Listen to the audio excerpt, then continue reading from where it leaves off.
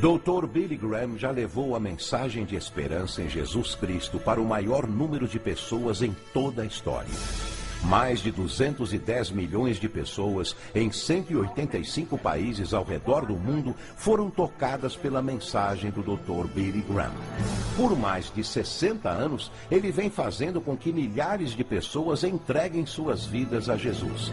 Dos povos de países mais remotos da África ao coração de Nova York. Tanto para grandes chefes de Estado, como para os povos mais humildes e necessitados. Hoje, o Dr. Graham compartilha conosco a mensagem de esperança em Jesus Cristo.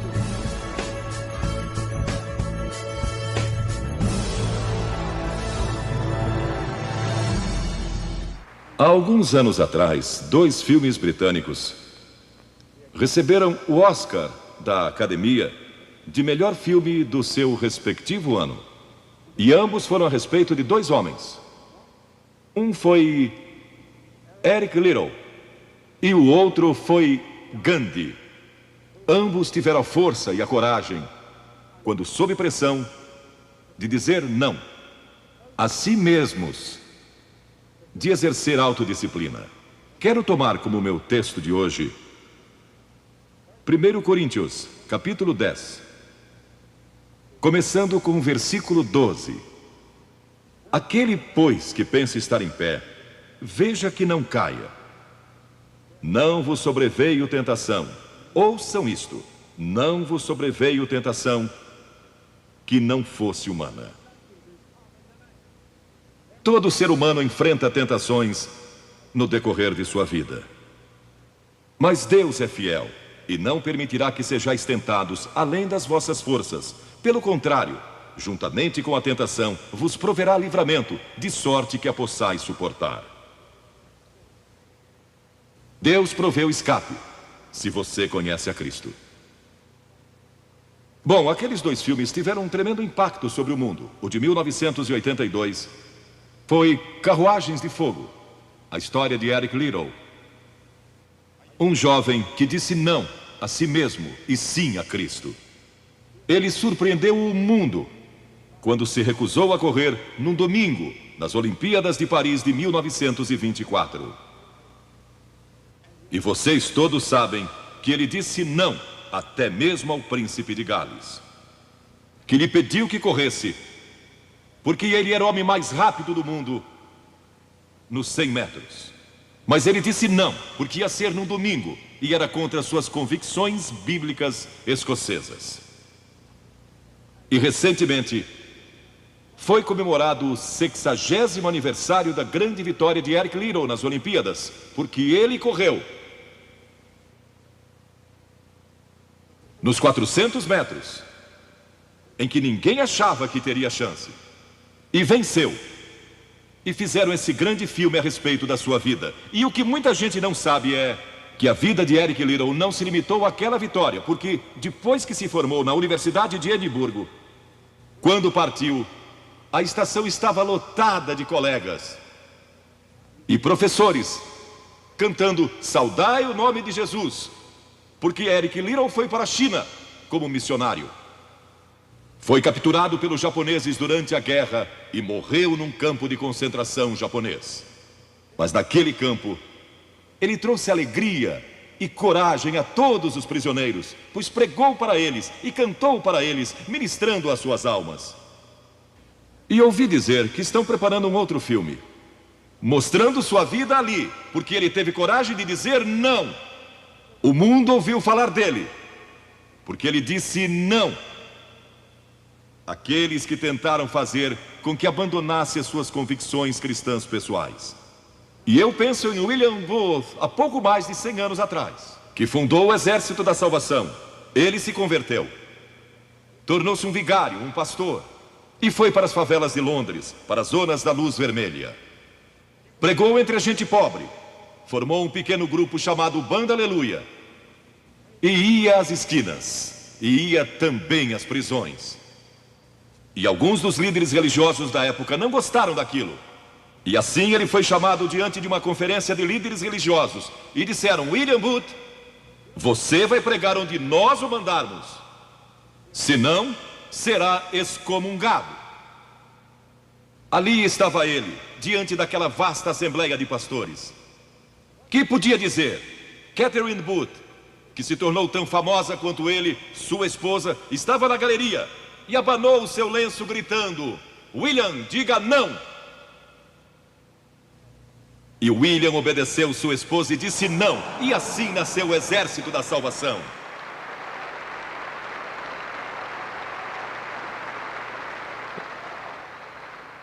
Lemos muitas histórias na Bíblia a respeito de jovens que disseram não e mudaram o curso da história. A primeira que quero mencionar, talvez nunca tenham ouvido falar. Seu nome foi Vasti e foi rainha da Pérsia. A esposa de Assuero, que reinou desde a Índia até a Etiópia. Pensem em todo o petróleo que ele tinha e provavelmente nem sabia. Um dos monarcas mais ricos que já viveu. E ele deu uma grande festa que durou muitos dias. No fim, provavelmente já bêbado, ele ordenou que sua esposa Vasti viesse e ali dançasse para todos os seus convidados. E ela assombrou aquele grupo de líderes mundiais. Ao se recusar, ela disse não. Eu não vou expor o meu corpo para esses homens. Ele mandou outra mensagem, ameaçando que ela deixaria de ser rainha e perderia seus confortos e bens materiais e toda a sua fama. Mas a sua resposta foi a mesma: não. E ela mudou a história, porque foi deposta como rainha. Nada mais sabemos. Mas por causa dela, Esther se tornou rainha e o povo judeu foi salvo. E até o dia de hoje, o povo judeu celebra um grande feriado, porque uma mulher disse não e abriu a porta para a salvação do povo judeu, porque havia um homem como Hitler, e era o primeiro-ministro do país, decidido a destruir e aniquilar os judeus. Agora, a Bíblia tem muito a dizer a respeito de sensualidade e lascívia e depravação. A palavra lascívia significa a tendência de incitar desejos sensuais. Sensualidade significa o apelo proposital aos sentidos físicos para satisfação pessoal. Talvez lendo um livro pornográfico ou assistindo um filme impróprio. A Bíblia diz que devemos nos abster das paixões carnais, da sensualidade, que fazem guerra contra a alma. Elas estão em guerra contra a sua alma e seu espírito. E a Bíblia diz que devemos nos abster delas, ficar longe delas. E então a Bíblia usa outra palavra, réprobo. Agora, isso se refere a pessoas totalmente depravadas, de consciências mortas ou cauterizadas, não sabem mais corar, perderam a capacidade de discernir entre o bem e o mal. E em Romanos 1:28 lemos: e por haverem desprezado o conhecimento de Deus, o próprio Deus os entregou a uma disposição mental reprovável para praticarem coisas inconvenientes. Ou seja, Deus desistiu deles dizendo: vão em frente, gozem toda depravação e toda sensualidade que quiserem, não vou perturbá-los. Ainda não. Mas saibam que seus pecados os acharão e prestarão contas no dia do juízo. E Paulo, escrevendo ao jovem Timóteo, disse: também estes resistem à verdade, homens de todo corrompidos, réprobos quanto à fé. Em outras palavras, rejeitaram a Cristo por tanto tempo que suas consciências se cauterizaram e seus corações se endureceram. E mesmo que o Espírito de Deus lhes fale, eles não podem ouvir. É por isso que é importante que você aceite a Cristo quando é jovem. É importante que venha a Cristo agora. Se o Espírito de Deus está falando com você, entregue a sua vida a Cristo. Porque o dia pode chegar em que a sua consciência esteja morta e você não possa mais ouvir a voz de Deus. Ela disse não. Mas Vasti, você vai perder o trono, vai perder suas riquezas, pode até perder sua vida. Ela disse: minha resposta é não. Qual é sua resposta hoje àquelas coisas que são erradas? À mentira, à lascívia, à cobiça, ao preconceito racial? Qual vai ser? Você vai disciplinar seu corpo? Vai permanecer firme às convicções que Cristo e a Bíblia ensinam? Ou vai ceder e seguir pelo caminho largo que leva à destruição? Ou vai entrar pela porta estreita e pelo caminho apertado que conduz à vida eterna? Qual vai escolher? Você tem uma escolha hoje. Deus nunca vai forçá-lo a escolher. E então houve um outro jovem, um jovem chamado Daniel. E a Bíblia diz que Daniel resolveu em seu coração que não se contaminaria com as finas iguarias do rei, nem com o vinho que ele bebia. Agora, Daniel era um jovem que tinha um propósito. Ele havia sido capturado em Jerusalém. Quando o exército de Nabucodonosor invadiu a cidade, ele foi capturado e levado através de milhares e milhares de quilômetros à Babilônia. A quase 3.000 quilômetros de sua própria terra, sem aviões nem automóveis. Eram semanas de viagem. Mas ele estava resolvido a servir a Deus. E não devia ter mais de 12 ou 15 anos de idade. E Nabucodonosor, o grande rei, levara cativos de Jerusalém para a Babilônia. E ordenou que aqueles jovens, em quem não havia defeito, de boa aparência, instruídos em toda a sabedoria, fossem ensinados em sua corte, para que ele pudesse usá-los. Ele queria usar aqueles jovens judeus, porque sabia que eles tinham um dom especial. E durante o período de treinamento, mandou que lhes dessem os melhores vinhos e as mais finas iguarias, e todos os confortos disponíveis na corte de Nabucodonosor. Mas Daniel disse: não. Não quero o vinho do rei, e não quero as iguarias do rei. Quero dormir no chão, não numa cama de penas. Quero viver uma vida simples e também disciplinada. Que diferença dos que mal podem esperar pelo dia em que possam sair de casa e se divertir. Mas não Daniel. Daniel estava longe de casa e ninguém saberia se ele fizesse algumas dessas coisas. Ninguém saberia se ele tivesse uma namorada e dormisse com ela, ou se embebedasse com o melhor vinho do rei. Ninguém saberia lá em Jerusalém, e ele poderia ter se tornado muito popular. Mas esse primeiro não, quando jovem, preparou-o para o grande não, quando era primeiro-ministro da Babilônia. E foi lançado na cova dos leões, porque não abandonou sua fé em Deus. Nós nos contaminamos ao comer demais, ou ao nos embebedarmos, ou ao tomar drogas, ou gastando tempo demais assistindo televisão, ou indo aos cinemas. Jesus declarou em Lucas capítulo 21: acautelai-vos, para que nunca vos suceda que os vossos corações fiquem sobrecarregados com as consequências da orgia e das preocupações deste mundo, e para que aquele dia não venha sobre vós repentinamente. O apóstolo Paulo disse: não disponhais para a carne no tocante às suas concupiscências. E Pedro disse: porque basta o tempo decorrido para terdes executado a vontade dos gentios, tendo andado em dissoluções, concupiscências e em detestáveis idolatrias.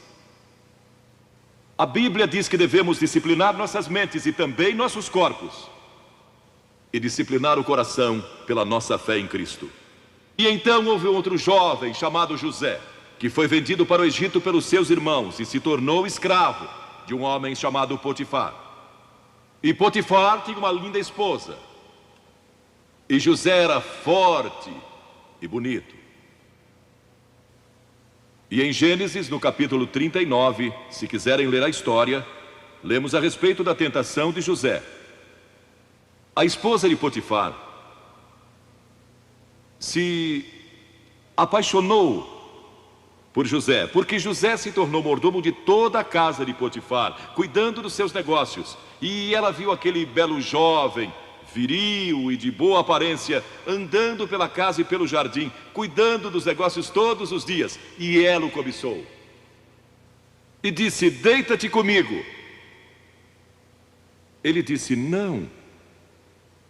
E acrescentou: não posso fazer isso ao meu senhor, que me confiou tudo o que tem, exceto sua esposa. Não posso pecar contra Deus, o Deus dos meus pais.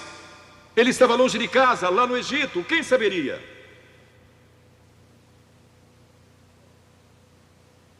Mas disse não.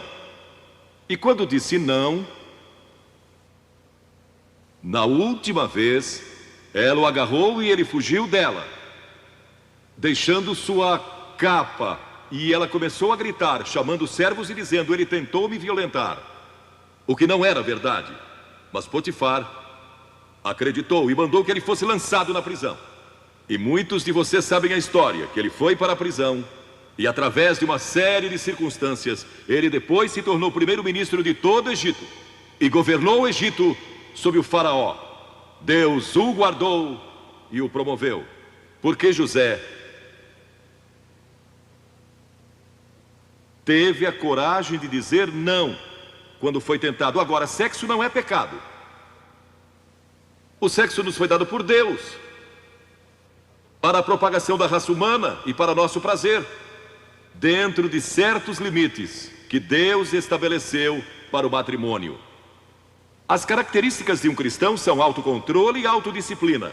E Paulo, escrevendo a Timóteo, disse: conserva-te a ti mesmo puro. Mas como você pode se conservar puro num mundo como este? Como pode se manter puro olhando para as bancas de jornais ou assistindo a alguns filmes? Como pode se manter puro com as tentações que enfrenta todo dia? Não pode, de modo algum, exceto se Cristo está em seu coração, Ele lhe dará força e o poder, porque nenhuma tentação lhe sobrevirá que Cristo não lhe ofereça o meio de escape. Entregue sua vida a Cristo hoje, deixe que Ele controle a sua vida, deixe Ele ser Senhor de sua vida, deixe que Ele controle essa área de sua vida, sua mente, seu corpo e sua vida sexual.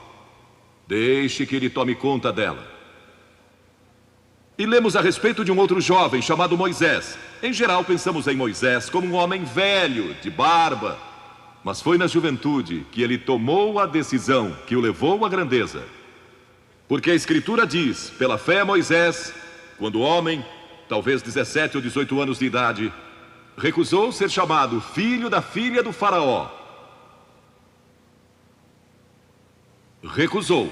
Ele fez uma escolha, preferindo ser maltratado junto com o povo de Deus, a usufruir prazeres transitórios do pecado. Agora, observe que ele estava no Egito. Era filho da filha de faraó, herdeiro do trono do Egito. E talvez seria o próximo faraó. Mas ele fez uma escolha, porque sabia que seu povo, o povo de Israel, era escravo dos egípcios. E ele teve que tomar uma decisão no auge da sua glória. E no auge de tudo que lhe foi oferecido. E ele disse não a faraó. Não vou ser seu filho, prefiro sofrer e morrer com o meu povo e servir o Deus vivo e verdadeiro. E foi exatamente o que ele fez. E conhecemos Moisés hoje como um dos grandes homens da história. Ele rejeitou os prazeres transitórios do pecado. E há uma diferença entre prazeres e alegria. Quem ama os prazeres empobrecerá, diz a Bíblia.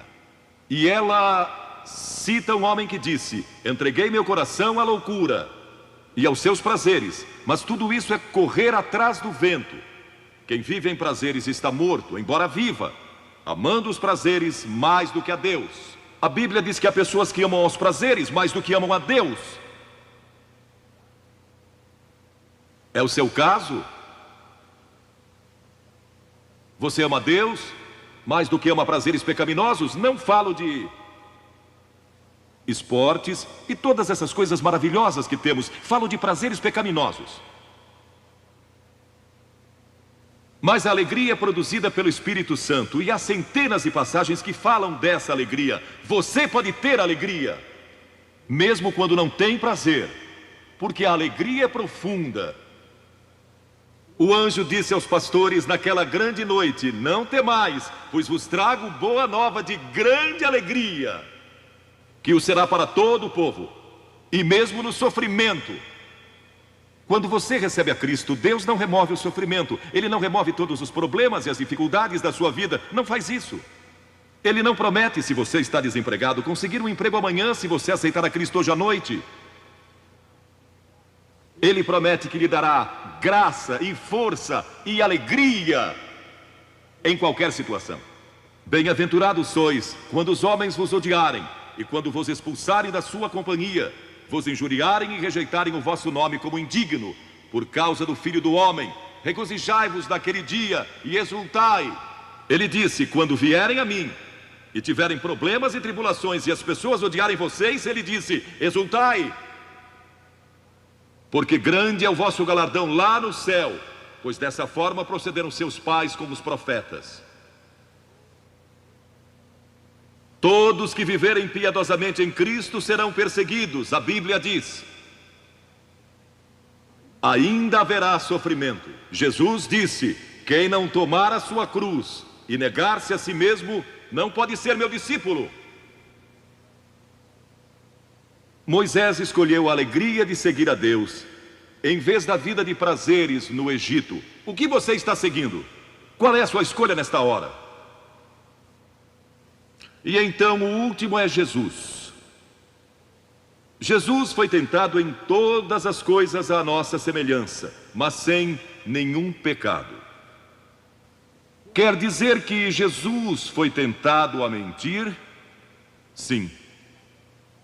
Que Jesus foi tentado a cobiçar? Sim. Que ele foi tentado a adulterar? Sim. Que Jesus foi tentado a roubar? Sim. Ele foi tentado em todas as coisas, como nós, mas sem pecado. Como ele teve vitória sobre a tentação? A Bíblia nos diz no capítulo 4 de Mateus e em muitos outros textos, mas vou falar só deste.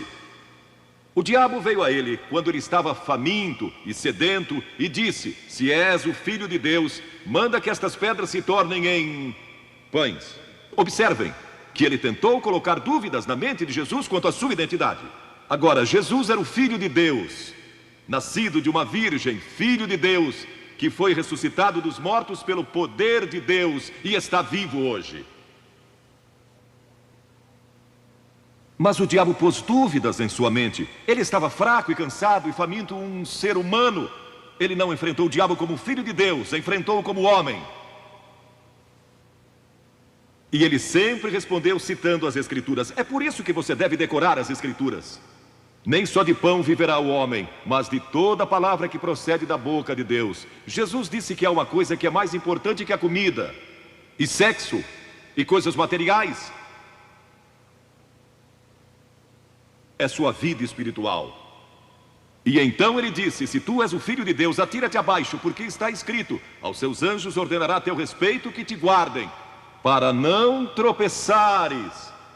E Jesus de novo respondeu: está escrito, não tentarás o Senhor teu Deus. E então o diabo levou a um alto monte e lhe mostrou todo o futuro do mundo, todos os reinos que ainda estavam por vir. E lhe disse: se dobrares o teu joelho e me adorares, eu te darei todos os reinos do mundo e sua glória. Jesus não argumentou se ele podia fazer isso. O diabo pode dar-lhe qualquer coisa. Alguns de vocês estão vendendo as suas almas por nada, coisas sem valor.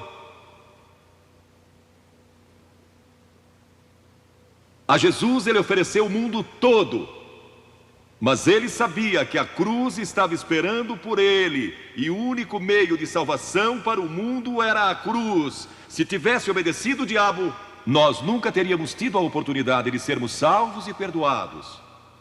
Jesus teria tomado um atalho e nós estaríamos perdidos.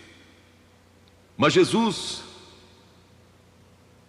disse: está escrito, ou melhor, começou dizendo: retira-te, Satanás, porque está escrito: ao Senhor teu Deus adorarás e só a Ele darás culto. E assim o diabo o deixou, e anjos vieram e o serviram. Observe como Jesus enfrentou o diabo ao ser tentado. Primeiro, ele citou as Escrituras. Segundo, ele estava cheio do Espírito Santo. E terceiro, estava na vontade de Deus. Você está disposto a dizer não às tentações do diabo? Está? Pense nisso. E está disposto a dizer sim às declarações de Cristo, de que Ele é Filho de Deus e quer que Ele entre em seu coração e perdoe seus pecados, salvando? Ah, eu sei, muitos de vocês foram batizados e confirmados. A maioria de vocês talvez sejam membros de uma igreja, ou se identificam com uma igreja, ou talvez vão à igreja 2 ou 3 vezes ao ano. Não sei se fazem isso ou não, mas sei que muitos o fazem. Mas não podem declarar aqui hoje: eu sei que meus pecados foram perdoados, eu sei que vou para o céu. Deus está disposto a perdoar todo o seu passado hoje por causa da cruz. Deus está disposto a dizer: eu perdoo você, porque Ele ama você. E Deus se interessa por você como se você fosse a única pessoa em todo o mundo. E você pode recebê-lo nesta noite. Você diz: o que preciso fazer? Primeiro, deve estar pronto a se arrepender dos seus pecados. O primeiro sermão de Jesus foi sobre arrependimento. E a palavra arrependimento significa mudança, mudar suas ideias, mudar seu estilo de vida. Deixar que Cristo entre e o ajude a mudar. Está pronto a fazer isso? Não pode mudar por si mesmo. Mas Ele o ajudará a mudar. Não que você será perfeito. Significa que vai dar à sua vida uma nova direção. E Ele estará com você para ajudá-lo. À medida que você anda dia a dia com Cristo. Ah, você vai falhar e vai errar. Não vai ser perfeito. Mas Cristo estará com você. Se estiver pronto a se arrepender, diga a Deus: nesta hora eu pequei e me arrependo. E estou pronto a mudar. E então a segunda coisa é que você o recebe pela fé. Cliff disse há pouco que você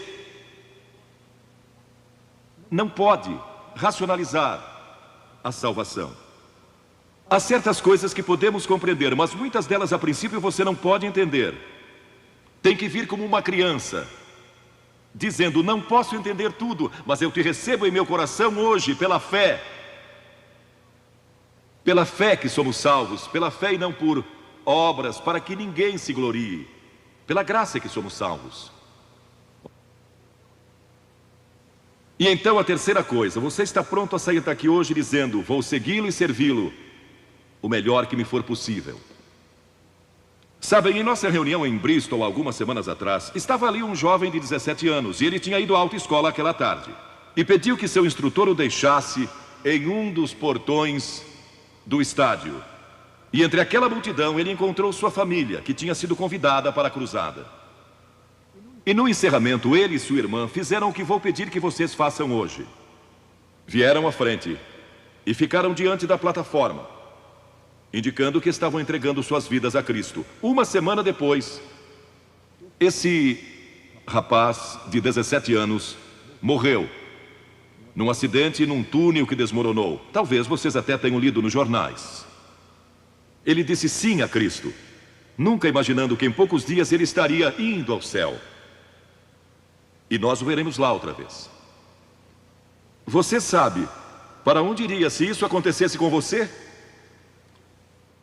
Certifique-se antes de sair daqui. Vou pedir que saiam dos seus lugares agora, centenas de vocês, talvez milhares até, e venham e fiquem aqui na frente, calmamente e reverentemente, dizendo ao vir: eu me arrependo dos meus pecados, quero receber a Cristo em meu coração, quero saber que fui perdoado e que um dia vou para o céu, quero esta nova vida. Você diz: mas Billy, por que você pede que venhamos publicamente? Por que em público? Porque toda pessoa a quem Jesus chamou no Novo Testamento chamou em público. Ele disse: se não estiver disposto a me confessar diante dos homens, tampouco eu o confessarei diante do meu Pai que está nos céus. Jesus morreu publicamente por você, despido, sangrando, diante de toda aquela multidão. Por você. Certamente você pode vir à frente hoje declarar sua entrega a Cristo. Não somente os jovens, talvez você tenha 70 ou 80 anos. E Deus falou com você hoje. Levante-se e venha. Vamos esperar por você. Você que está assistindo pela televisão, em outras partes da Inglaterra ou do mundo, também pode tomar uma decisão por Cristo agora. Entregue sua vida a Cristo hoje e tome a decisão que estas pessoas estão tomando, estas centenas de pessoas. Vimos mais de 3.000 pessoas todas as noites. Que Deus o ajude a tomar essa decisão hoje. E procure uma igreja mais próxima.